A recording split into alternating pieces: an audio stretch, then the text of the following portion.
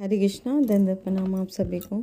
तो आज एक हम सुंदर कथा लेकर आए हैं जिसके माध्यम से हम समझेंगे कि साधु संग का जो लव मात्र भी होता है, साधु संग अगर हम एक क्षण के लिए भी करें तो वो कितना लाभदायक होता है, कल्याणकारी होता है।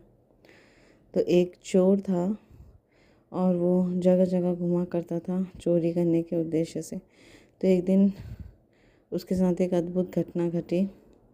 वो किसी गांव में जाता है चोरी करने के उद्देश्य से और वहाँ पर, क्योंकि पहले के क्या होता था गांव में, सुबह के समय और संध्या के समय कथा करते थे लोग आपस में। भगवान राम के बारे में, भगवान कृष्ण के बारे में ऐसी कथाएं होती रहती थी जगह जगह। तो एक संत वहाँ पर कथा सुना रहे होते हैं। तो कथा में वो चोरी करने के उद्देश्य जैसे घूमता है तो उस कथा का एक वाक्य उसके कानों में पड़ता है।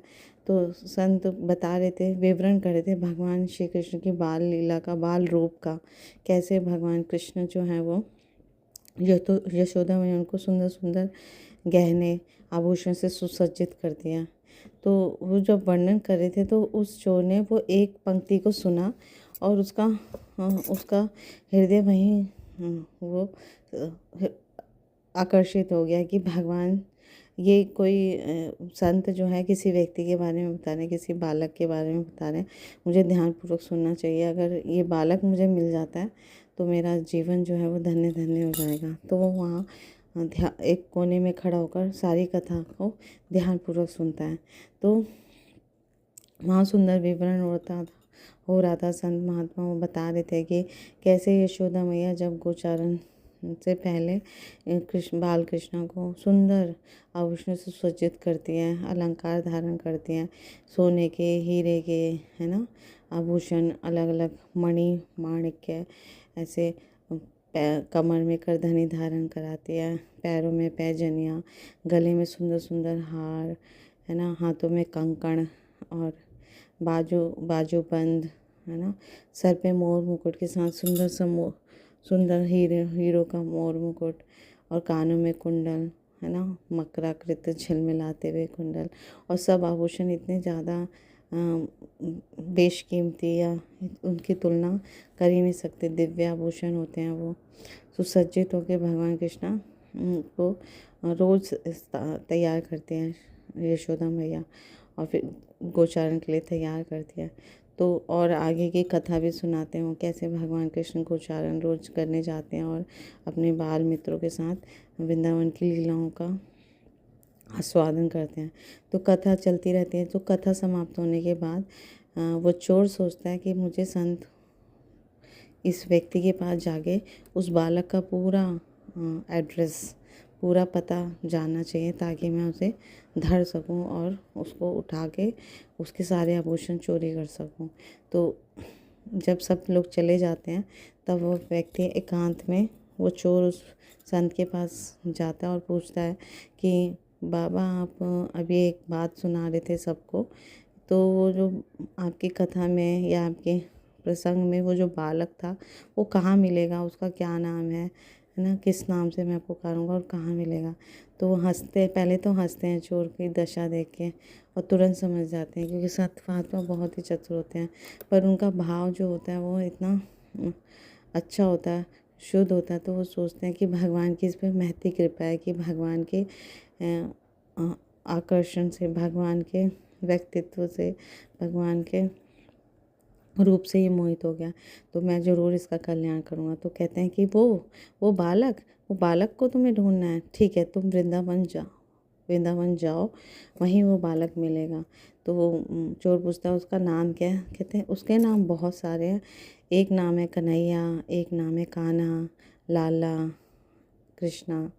तो खूब सारे नामों से, किसी भी नाम से आप पुकारना, वो आपको वहीं मिलेगा, वो बालक वृंदावन में, थोड़ी सी ही दूर पे वृंदावन है। तो चोर का जो हृदय निर्मल होता है कथा सुनने से और भगवान के प्रति आकर्षण, वो उसको वृंदावन की तरफ ले जाता है। फिर चोर जब वृंदावन पहुंचता है तो जगह जगह लोगों से पूछता है, पूरा विवरण सुनाता है कि एक छोटा सा बालक है उनकी मैया का नाम यशोदा है और सुंदर सुंदर आभूषणों से मैया उसे तैयार करती है। वो बालक कहाँ मिलेगा?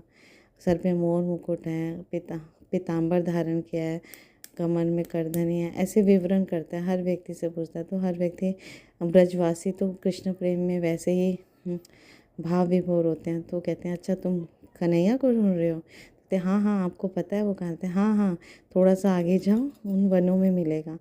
तो इस तरह से हर व्यक्ति से वृंदावन का पता, कृष्णा का पता नाम ले लेके वो चोर ढूंढता रहता है। तो ऐसे कई दिन कई महीने ऐसे बीत जाते हैं। तब उसका निरंतर चित्त जो है भगवान के उसी रूप माधुर्य में आकर्षित रहता है और चित्त में स्मरण में बस कृष्णा ही रहते हैं और जिह्वा पे भी उसको भगवान का नाम हमेशा वो गाता है, कन्हैया कहाँ हो, कान्हा कहाँ हो, कृष्णा कहाँ हो। तो ऐसे करते करते जब समय बीतता है तो उसका हृदय जब पूरा निर्मल हो जाता है तो भगवान को अपने भक्त पर दया आती है। वो भक्त बन चुका था, उसका हृदय शुद्ध हो चुका था। तो भगवान तुरंत प्रकट होते हैं उसी रूप में, उसी बाल रूप में जिस रूप में वो दर्शन करना चाहता था और पूरे सुंदर सुंदर आभूषणों से सुसज्जित प्रकट हो जाते हैं। तो भगवान को ऐसे दिव्य रूप में दर्शन करके वो उसका मन और मुग्ध हो जाता है और शुद्ध हो जाता है। जैसे भगवान को देखता है तो तुरंत उसका हृदय जो है वो द्रवीभूत हो जाता है। तो वो कृष्ण के पास जाता है और देख के, क्योंकि उसका उद्देश्य था भगवान के सारे आभूषण वो चोरी करके धनी व्यक्ति बन जाएगा। तो कहते हैं कि हे बालक, हे कन्हैया, मैं कितने दिनों से ढूंढ रहा हूँ, तुम आज मिले तो ठीक है। बहला फुसला के कहता है मुझे तुम्हारे आभूषण चाहिए। बहुत प्रेम से बातें करता है। तो कृष्ण कहते हैं ठीक है ले लो। तो एक एक करके आभूषण उतारता है भगवान के, कन्हैया के बाल रूप के, बहुत सुंदर एक एक आभूषण उतारता है। और जब आभूषणों को उतारता है फिर उतारने के बाद वो कृष्णा को देखता तो कहते हैं अरे ये आभूषण तो अब तो तुम बिल्कुल भी नहीं सज रहे, बिल्कुल भी नहीं अच्छे लग रहे, चलो मैं इन्हें पहना देता हूँ तुम्हें फिर से। फिर दोबारा पहनाता है उन आभूषणों को, फिर देख के दोबारा मंत्रमुग्ध हो जाता है। और फिर वो कहते हैं कि हाँ कन्हैया अब तुम बहुत सुंदर लग रहे हो। फिर लेकिन फिर से उसके चित्त में चोरी की बात आती है, उदित होती है। तो फिर से कहते हैं नहीं नहीं ये आभूषण तो मुझे चाहिए, क्या मैं उन्हें ले लूँ? तो कृष्णा उसकी शुद्ध हृदय से या सरल चित्त से बहुत प्रसन्न होते थे। हाँ ले लो। फिर से उतारता है। तो उतारने के बाद वो चोर जो है वो कृष्णा को बिना आभूषण के बिल्कुल ऐसा अच्छा नहीं देखता। तो फिर वो सोचता है कि अरे नहीं नहीं ये आभूषण तो तुम्हारे ऊपर ही ज़्यादा अच्छे लग रहे हैं, फिर से पहना देता है। ऐसा ही कार्य है वो 2-3 बार करता है। फिर उसके बाद भगवान तुरंत वहाँ से अदृश्य हो जाते हैं। तो उसके भगवान के अदृश्य होते ही उसका चित्त इतना व्याकुल हो जाता है, फिर से पुकारता है कृष्णा कन्हैया तुम कहाँ हो, मैं तुम्हें ढूंढ रहा हूँ। और उसका चित्त अब इतना निर्मल हो जाता है कि उसकी अश्रुपात करने लग जाता है। उसका हृदय शुद्ध प्रेम से, क्योंकि अब भगवान का उसने स्पर्श भी किया, दर्शन भी किए, उनसे बातें की, तो वो प्रेमी भक्त बन जाता है। तो साधु संग, संत का संग उसने क्षण भर के ले गया और फिर उसका जीवन जो है वो पूर्णतया बदल गया, रूपांतरित हो गया। और चोरी की नीयत से आया था वो वृंदावन, भगवान को चुराने आया था, फिर भी भगवान ने उसे अपनी शुद्ध भक्ति दी।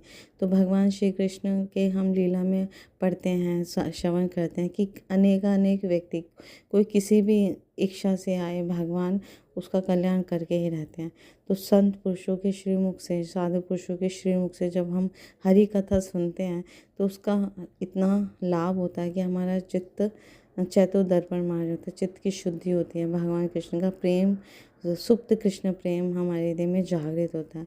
यही मनुष्य जीवन का परम चरम लक्ष्य है कि हमारे हृदय में सुप्त कृष्ण प्रेम को जागृत करना। तो इस कलयुग में जब हम भगवान के पवित्र नामों का जप करते हैं, हरे कृष्णा कृष्णा कृष्णा हरे हरे, हरे रामा राम रामा हरे हरे, तो निरंतर इसके जप और कीर्तन से, भगवान के पवित्र नाम रूप गुण लीला है ना, धाम परिकर का श्रवण करते रहने से हम अपने जीवन का परम लक्ष्य बहुत सरलता से प्राप्त कर पाते हैं। यही इस मनुष्य जीवन का ध्येय है। Thank you.